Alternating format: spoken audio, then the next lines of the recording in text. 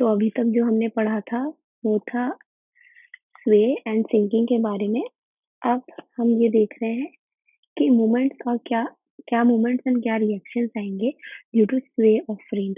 मतलब फ्रेम्स में स्वे हो या फिर अब देखो स्वे होगा तो इसका मतलब कॉलम्स में ही तो आपका जो है चेंजेस आएंगे। तो अगर मैं मान लो मैंने ये जो मैंने बीम लिया हुआ है इस पे लोड लगा दिया पी का, ठीक है। तो अगर मैं देखूं यहाँ पे तो ये कुछ इस तरह से just second I will do it again.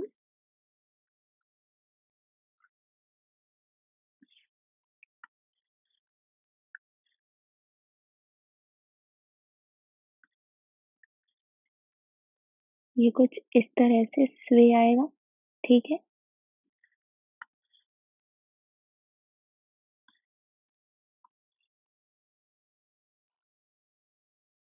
Okay, somewhat better. और यहाँ पे ये कुछ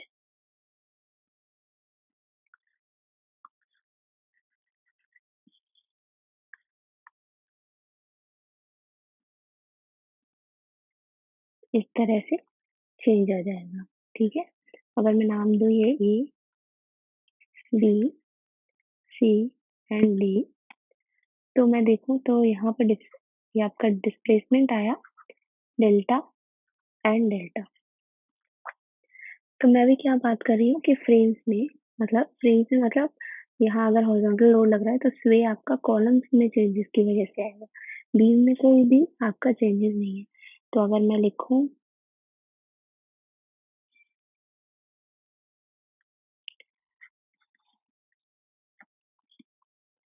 एक ये है पार्ट, ठीक है, और दूसरा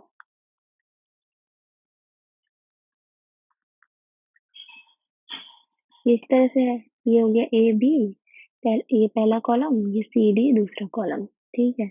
अब मैं क्या बोल रही हूँ, ये कुछ इस तरह से इसमें चेंज आ गया था, है ना, डी डैश पे आ गया था।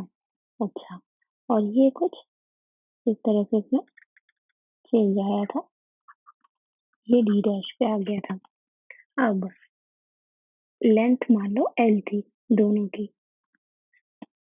अब मुझे पता है कि इस तरह के से अगर डिफ्लेक्शन है, मतलब ये हॉरिजॉन्टल से क्लॉकवाइज, हाँ क्लॉकवाइज मूव हुआ है तो एंटी क्लॉकवाइज इसमें रोटेशन आएगा कितना, 6e del by L square, और यहाँ पे भी 6e del by L square. और आपका रिएक्शन जो पार्ट मूव हुआ है वहां पे कुछ इस डायरेक्शन में आएगा, क्या 12 P del by L cube, and इसमें कहा इस डायरेक्शन में आएगा 12 डेल बाय एल क्यूब, ठीक है। अब मान लो अब यहाँ देखिए हम, तो यहाँ मैं क्या बोलूंगी, क्या आएगा अगर यहाँ पे हिंज है, ठीक है, हिंज की वजह से 3 डेल बाय एल स्क्वायर आता है। सेम यहाँ पे क्या आएगा, 0 आएगा, और ये रिएक्शन आपके 3 डेल बाय एल क्यूब, यहाँ पे 3 डेल बाय एल क्यूब। तो हमने लास्ट लेक्चर तक देखा था, मैंने हॉरिजॉन्टल में बनाए थे, ठीक। मैंने आपको एक फ्रेम में भी बता दिया कि हाँ एक फ्रेम में किस तरह से आप डिस्प्लेसमेंट देख सकते हो। अब मैं यहाँ बीम की बात करूँ, मैंने बीम, ये मेरी क्या थी, बीम बीडी, ठीक है। इसको मैंने बोल दिया कि इसका आई जो है इनफाइनाइट है। आई इनफाइनाइट का मतलब क्या हुआ, आपका बीम जो है रिजिड बीम है, रिजिड बीम हम कंसिडर कर रहे हैं, ठीक है। तो मैंने कंसिडर किया आई इनफाइनाइट, तो ये हो गया रिजिड बीम। तो इसका मतलब क्या हुआ कि बीम में कोई चेंजेस नहीं आएंगे, दैट मीन्स जितना डिफ्लेक्शन यहाँ है उतना ही डिफ्लेक्शन यहाँ होना पड़ेगा ताकि बीम में कोई चेंज ना आए। मतलब अब फाइनल बीम इतनी हो जाएगी बी डैश डी डैश। तो मैं ये बोल रही हूँ कि मेरा B D should be equal to B dash D dash, ठीक है। ये आपको ध्यान रखना है। तो ये हुआ। अच्छा, अब इससे रिलेटेड कुछ क्वेश्चंस करके देख लेते हैं जो हमारे प्रीवियस ईयर गेट है ईएससी में आए हुए हैं।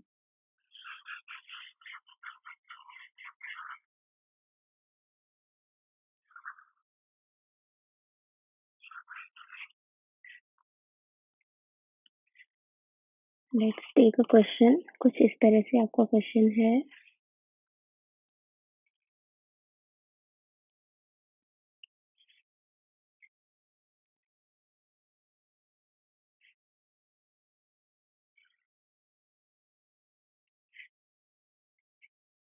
ये फिक्स्ड पॉइंट्स हैं और यहाँ पे आपका एक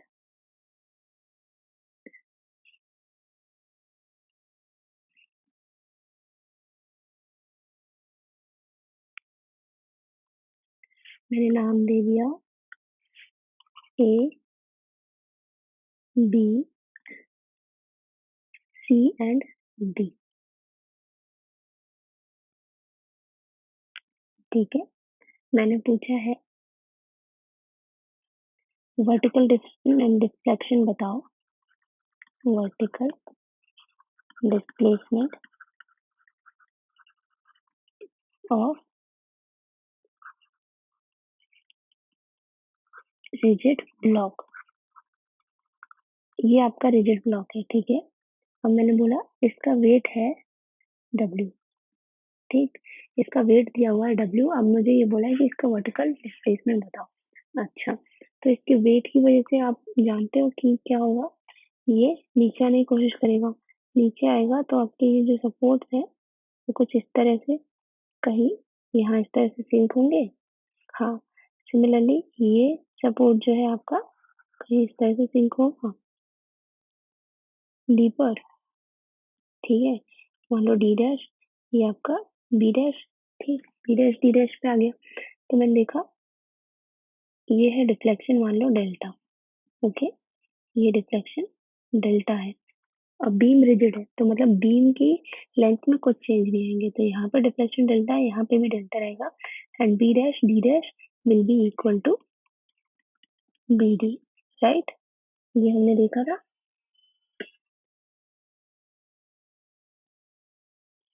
अब मैंने मान लिया इसकी लेंथ एल है,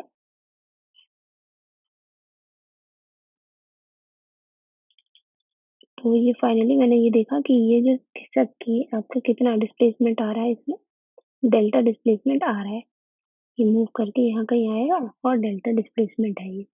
मुझे क्या पूछा है कि यही वर्टिकल डिस्प्लेसमेंट डेल्टा की वैल्यू बता दो, ठीक है। अच्छा, तो ये डेल्टा डिफ्लेक्शन है और हमको क्या पता है कि इस डेल्टा की वजह से अगर मैं रिएक्शन निकालना चाहूँ तो मैं क्या बोल सकती हूँ, मैं रिएक्शन बोल सकती हूँ यहाँ पे 12 EI del upon L cube, 12 EI del upon L cube.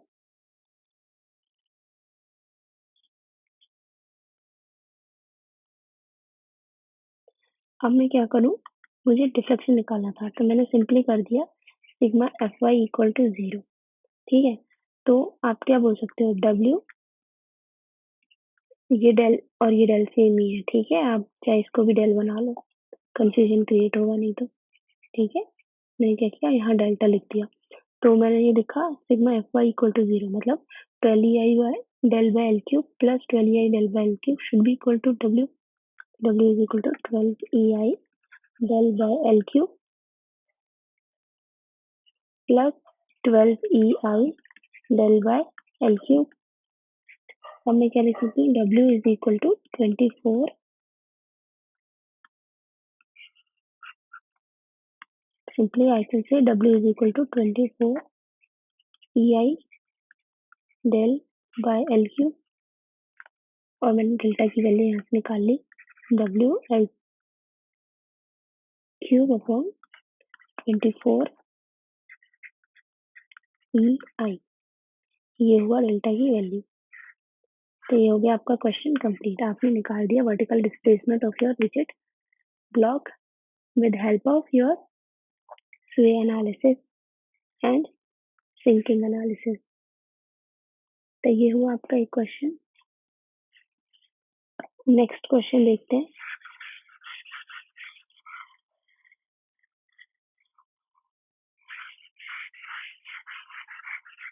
Question आपका कुछ इस तरह से है, ये बीम है और ये आपके कॉलम्स हैं, उस पे लोड P लग रहा है, ठीक। और क्वेश्चन क्या बोलता है कि for the frame shown force P required to move girder BC through a rigid body displacement. rigid body displacement है BC का मतलब I infinite है और BC में कोई चेंज नहीं आने वाला है, ठीक है। तो P की जो वैल्यू है वो हमको बतानी है, ठीक। तो अब देखो, ये तो हमको पता है P की वजह से डिस्प्लेसमेंट आएगा, P की वजह से इसका कुछ इस तरह से डिस्प्लेसमेंट आएगा एंड इसका कुछ इस तरह से डिस्प्लेसमेंट आएगा, ठीक है। अब डिस्प्लेसमेंट है, इसकी वजह से हमको पता है कि अब ये इस तरह से है तो इसके ऑपोजिट डायरेक्शन में क्या आता है, 6EI del by L square, और ये भी 6EI del by L square, और यहाँ पे 3EI del by L square, और यहाँ पे 0 होता है। एंड आपके पास एक और चीज होती है क्या, फोर्स, कितना 12EI del by L cube, तो यहाँ पे कितना आएगा 3EI del by L cube.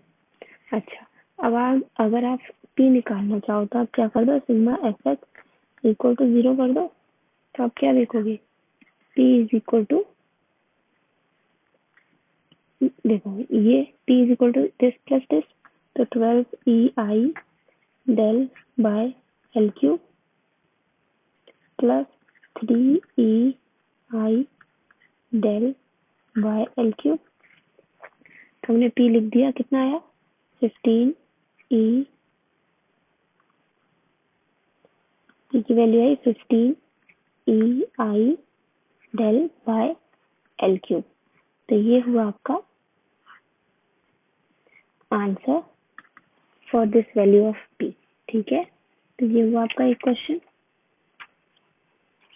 अच्छा, अब एक और क्वेश्चन देख लेते हैं।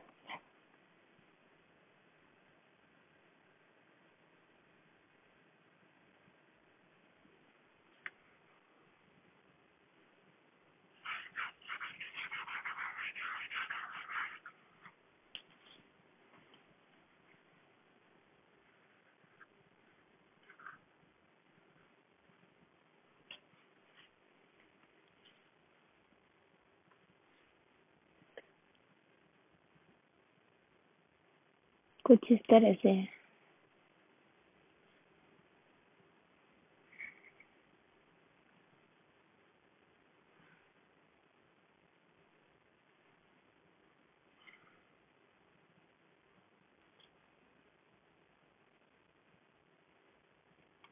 फिक्स्ड फिक्स्ड एंड फिक्स्ड, यहाँ पे ये फिक्स्ड है एंड ये हिंज्ड है, ये भी हिंज्ड है।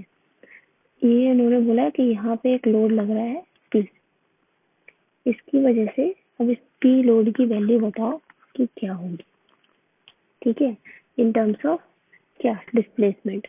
अब P लोड की वजह से मैं क्या बोल रही हूँ कि ये आपका स्ट्रक्चर किस तरह से, कुछ ये जॉइंट कुछ इस तरह से मूव करेगा, ठीक। सिमिलरली ये जॉइंट कुछ इस तरह से मूव करेगा, यहाँ पे अभी ये इस तरह से नहीं, गड़बड़ बना दिया क्योंकि ये हिंज है, तो हिंज में आपका ये कुछ इस तरह से मूव करेगा। सिमिलरली ये फिक्स्ड है तो ये कुछ इस तरह से और ये कुछ इस तरह से, है ना।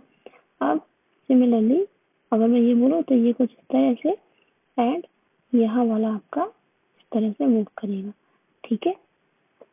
ओके, ये पॉइंट्स मूव होके आपके, अगर मान लो ये ए है, ये बी है, ये सी है, तो ये A dash, B dash and C dash पे आ गए।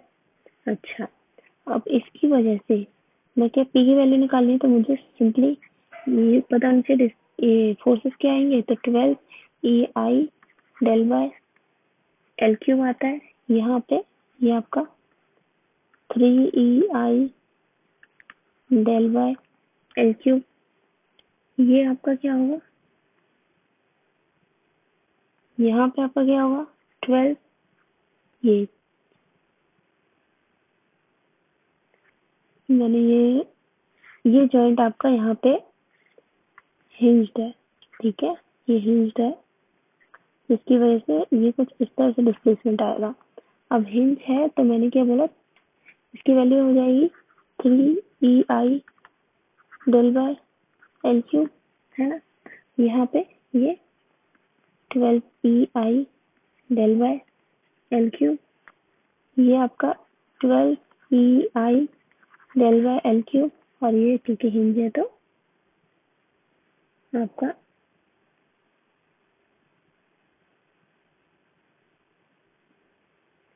why am I showing this, okay this should be 3 EI del by L cube. अच्छा, और एक चीज मैंने भी गड़बड़ बनाई, नोटिस करना, ये भी आपका इस डायरेक्शन में ही होगा।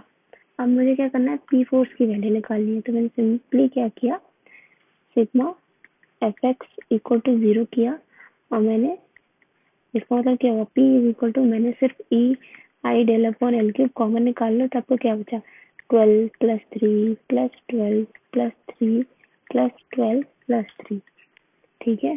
तो ये आपका आएगा P is equal to 45 E I del by L cube. तो ये होगी आपकी फोर्स पी की वैल्यू। इस तरह से आप क्वेश्चन सॉल्व कर सकते हो रिलेटेड टू योर स्वे एंड सिंकिंग, ठीक। तो यहाँ पर आपका मोमेंट डिस्ट्रीब्यूशन और स्वे और सिंकिंग ऑफ सपोर्ट पूरी तरह से कंप्लीट होता है। हम इस स्वे और सिंकिंग की हेल्प से थोड़ा बहुत हेल्प इसका हम लेंगे कहाँ, स्लोप डिफ्लेक्शन मेथड में। तो जो नेक्स्ट टॉपिक होगा वो हमारा स्लोप डिफ्लेक्शन मेथड होगा। Thanks everyone.